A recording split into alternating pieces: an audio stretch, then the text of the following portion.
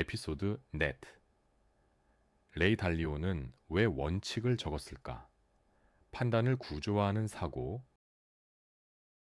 우리는 중요한 결정을 내릴 때 보통 그 순간의 감정이나 경험에 의존한다. 지금 상황이 어떤지, 최근에 어떤 결과를 봤는지, 주변에서 어떤 이야기를 하는지에 따라 판단이 달라진다. 같은 사람이라도 상황이 바뀌면 전혀 다른 결정을 내리는 경우가 많다. 문제는 이 방식이 생각보다 불안정하다는 점이다. 감정은 늘 일정하지 않고 기억은 쉽게 왜곡된다. 오늘은 확신했던 선택이 며칠 뒤에는 흔들리기도 한다. 그래서 사람들은 종종 같은 실수를 반복한다. 과거에 왜 잘못된 선택을 했는지 기억하지 못한 채 비슷한 상황에서 다시 같은 판단을 내린다. 그런데 어떤 사람들은 이 불안정함을 그대로 두지 않는다. 오히려 인간이 불완전하다는 사실을 전제로 삼고 그 위에 구조를 만든다.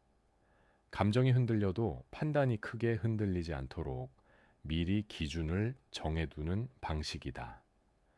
레이 달리오는 이런 접근을 가장 극단적으로 실천한 인물이다. 그는 자신의 인생과 투자 과정에서 얻은 판단 기준들을 하나씩 글로 남겼다. 단순한 조언이나 철학이 아니라 실제로 의사결정에 바로 적용할 수 있는 형태로 정리했다. 그가 원칙을 기록하기 시작한 이유는 단순했다. 같은 상황에서 매번 다른 판단을 내리고 싶지 않았기 때문이다. 어떤 결정이 옳았는지, 어떤 선택이 왜 실패로 이어졌는지를 감정이 아니라 기록으로 남기고 싶었다. 그래서 그는 자신의 경험을 문장으로 고정했다. 이 방식은 처음에는 번거롭게 느껴진다. 매번 생각을 정리하고 판단의 이유를 글로 남기는 일은 시간이 든다. 하지만 시간이 지날수록 효과가 드러난다. 비슷한 상황이 다시 왔을 때 그때의 감정이 아니라 과거의 판단 기준을 다시 꺼내볼 수 있기 때문이다. 달리오는 의사 결정을 하나의 시스템처럼 다뤘다. 좋은 판단은 타고나는 것이 아니라 반복 가능한 구조를 통해 만들어진다고 보았다. 그래서 그는 사람을 믿기보다 원칙을 믿으려고 했다. 감정이 개입될 여지를 줄이고 기준이 먼저 작동하도록 설계했다. 이 사고방식은 회사 운영에서도 그대로 적용됐다. 브리지워터에서는 중요한 의사결정의 기준이 개인의 직급이나 경험이 아니라 원칙에 얼마나 부합하는지에 맞춰졌다. 누가 말했는지가 아니라 무엇이 원칙에 맞는지가 더 중요했다. 이 과정에서 불편함도 생겼다. 자신의 판단이 공개적으로 검토되고 기록으로 남는 문화는 부담스럽다.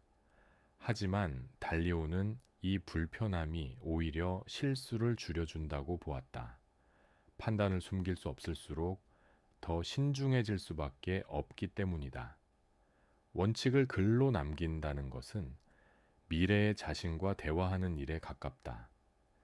감정이 가라앉았을 때의 생각을 흔들리는 순간의 자신에게 전달하는 방식이다. 지금의 판단이 아니라 가장 맑았을 때의 기준을 남겨두는 일이다. 이 방식의 핵심은 완벽한 판단을 하겠다는 욕심이 아니다. 오히려 그 반대다. 인간은 언제든 실수할 수 있다는 사실을 인정하는 데서 출발한다. 그래서 실수를 줄이기 위한 장치를 미리 만들어 두는 것이다. 우리도 비슷한 상황을 겪는다. 중요한 선택을 앞두고 마음이 흔들릴 때 과거의 자신이 어떤 기준으로 판단했는지를 떠올리기 어렵다. 그때 필요한 것은 새로운 정보가 아니라 이미 생각해 본 기준일지도 모른다. 원칙을 적어두면 선택의 속도도 달라진다. 매번 처음부터 고민하지 않아도 되기 때문이다. 무엇을 우선할지, 무엇을 피할지, 어떤 상황에서는 물러나야 하는지가 정리되어 있으면 판단은 훨씬 단순해진다. 달리오가 강조한 것은 천재적인 통찰이 아니다. 오히려 평범한 실수를 반복하지 않는 구조였다. 감정이 아니라 기준으로 결정하는 습관, 순간이 아니라 누적된 판단을 신뢰하는 태도였다. 이 사고방식은 투자에만 국한되지 않는다. 1. 인간관계, 삶의 선택 전반에 그대로 적용된다. 감정이 앞서기 쉬운 영역일수록 기준은 더 중요해진다. 그리고 그 기준은 머릿속에만 두기에는 너무 쉽게 흔들린다. 그래서 그는 원칙을 썼다. 기억이 아니라 기록에 맡기기 위해서였다. 순간의 자신보다 축적된 판단을 더 신뢰하기 위해서였다. 이것이 레이 달리오가 모든 원칙을 글로 남긴 이유다.